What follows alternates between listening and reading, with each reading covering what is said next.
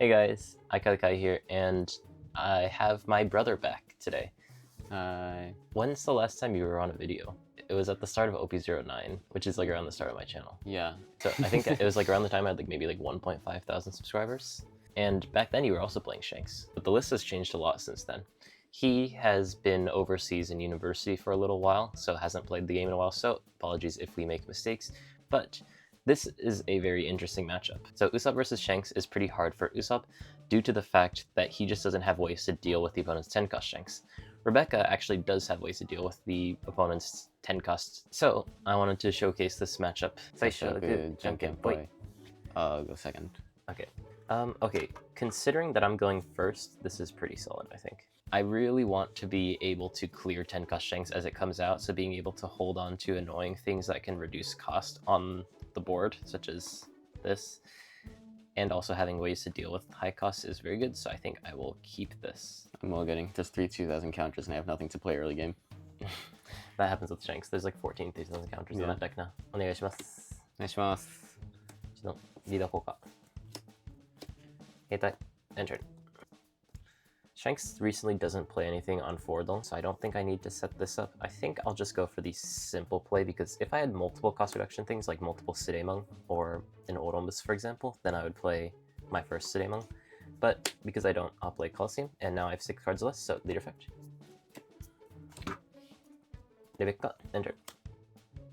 I feel like it used to be a bad idea to hit you early on, like against Rebecca. Is that still true? No, it's a good idea to hit at like 9,000. Okay.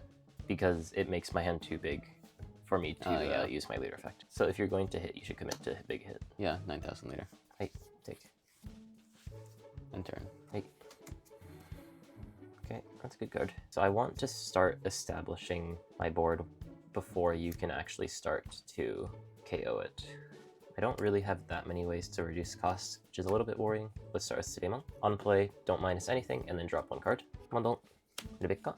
Rebecca, check 3 cards, and then pick up something that's not Rebecca, so... end turn. It's very rare that I miss it. Yeah. That's how I miss it. But at least I fill up my trash, which is not the worst. Just play ace. End turn.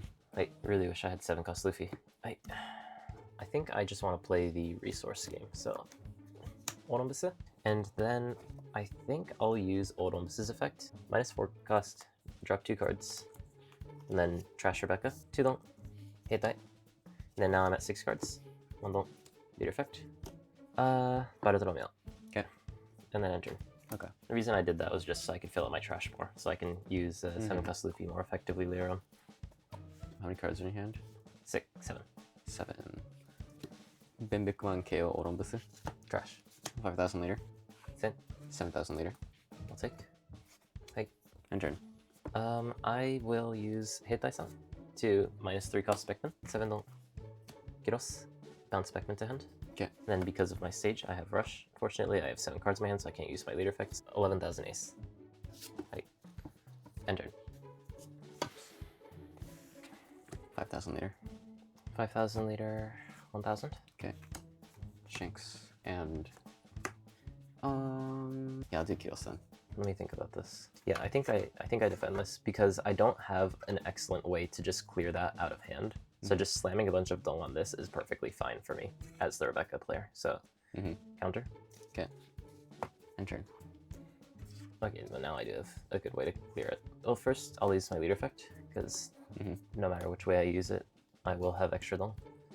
That's pretty good though. So I can slam a bunch of Dong on it, but that doesn't really make my board any stronger. If possible, to prevent the second Shanks, I want to leave this active. 4,000 into leader, and then on attack, -2. Okay.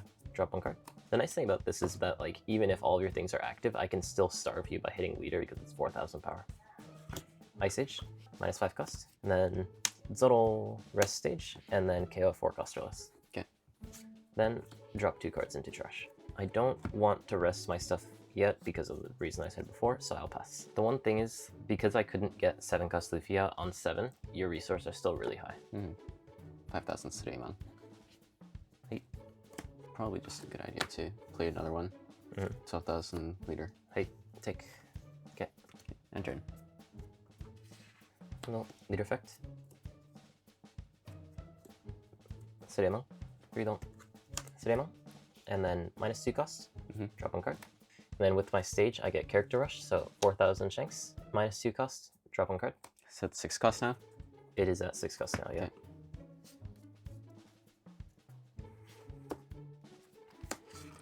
That's it. -2 cost. It's a little. Okay. And then drop 2 cards. 7,000 later. Gila Koka. It might make it -1,000 power and then +2,000 counter. Kyusen Rida. Okay. Enter. Oh shoot, I didn't put it there. Enter. In this matchup, Gravity Blade is not as good as Torre no Bastardo, but in the Doflamingo matchup, Gravity Blade is better, so that's why I'm running this. But if this is a more prominent matchup, I'd probably run more Torre no Bastardo. 7,000 Zoro. Hi. Okay. Play Dragon, and then put 2 Rested Bone on it, and 11,000 Kiros. Okay, yep. The one thing though is that I do unfortunately need to start worrying about my deck because I didn't have a good timing to play Luffy early. It makes it a bit tricky for me to find a timing now. I don't think that there's any triggers that KO things in that deck, so I'll start with 6,000 liter. Shanks leader effect, +1,000. 6,000 liter effect, -2 cost. Okay. Drop 1. +2,000. Leader effect. Sabo. 7 0. Bottom deck. Enter. 5,000 Suremo. Okay. Zoro. Okay, I thought it was gonna be Shanks. 5,000 Suremo. Like, Big Command KO Zoro. okay. And turn. No brain. Yeah, no, like, I mean, I can put it out next turn, but this is like the last chance I'll get. Because if you ended up putting out Shanks here, I would actually be in trouble. Let me see how many 2Ks are left in my deck. Not that many. Let's just start 9,000 total. It's a rare moment where this being like for this turn instead of just for the battle actually matters because that can attack more than once. I'll use the leader effect and then +2,000, +2,000. For Zoro? Yeah. I see. Luffy effect? Put back 7 cards? Yep. I can just hit this again at 8,000 and then leader effect, or I can hit it with 9,000 and force you to cut 3 cards. I think if you're willing to cut Nisen, or if you're willing to cut 2 2Ks, then you can probably cut 2 2Ks into 1K if you're trying to end the game next turn. So I'll just go 8,000 Zoro. Okay. 2,000, 2,000. Leader effect. Rebecca. Enter. So I'm pretty sure you also have a Sabo in your hand. 8,000 leader. Take. Okay. 9,000 leader. You're so lucky, man. Gale. Yeah, I thought about that after I attacked this first. I was like, oh, I should have attacked his Zoro first. 10,000 leader. I don't have it. Okay. It's close. I was at 8, then 9, and then triggered. So, unfortunately, lost this one. Shanks matchup isn't easy for Rebecca, I will say that. It's easier than Usopp versus Shanks, but it's not easy. I was taking very low value trades. Because I was having to play my 2Ks on the board to be able to clear your 10 costs, I didn't have enough counter. I sent to the bottom of my deck. I didn't have enough counter to defend my Kirose. If I could defend this Kirose, then for example, the Zoro disappears on the next turn. Yeah, I knew I had 2 more 2Ks. Unfortunately, they weren't at the at my top 2. If I drew a 2K off of my leader effect, I would survive there. The idea is for me to just clear your board with these events and Zoros and whatnot, and then chip away at your board, for example, the 5 cost Ace with the 7 cost Luffy. And then eventually you don't have enough cards in your hand to be able to defend your stuff, so that when you do rest your things like your 10 cost Shanks, and then even if you hit into this or you hit into my life, I'll have enough dong to be able to hit back into it and clear your board. And then eventually the next step, which I wasn't able to get to into this game, Rebecca and Sabo. And then once I can keep 1 or 2 of these on the board and then play this, then the game's over. Yeah.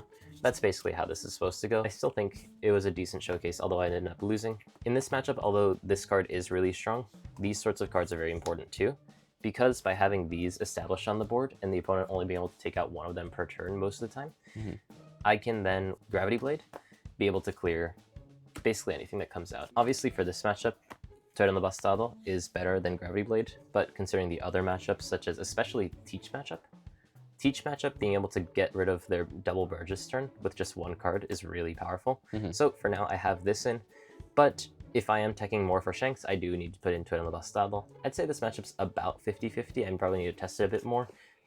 It becomes slightly winning if I tech harder for it, but I feel like there are other decks I need to tech for, so that's how that goes.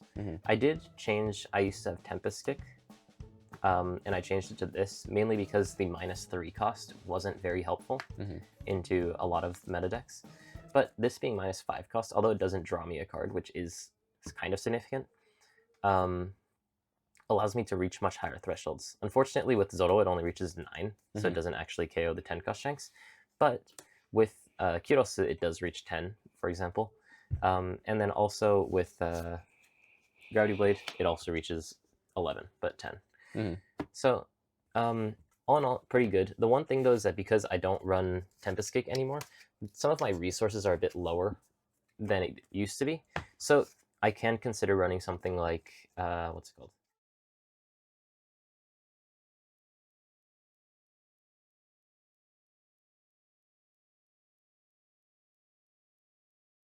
Come back.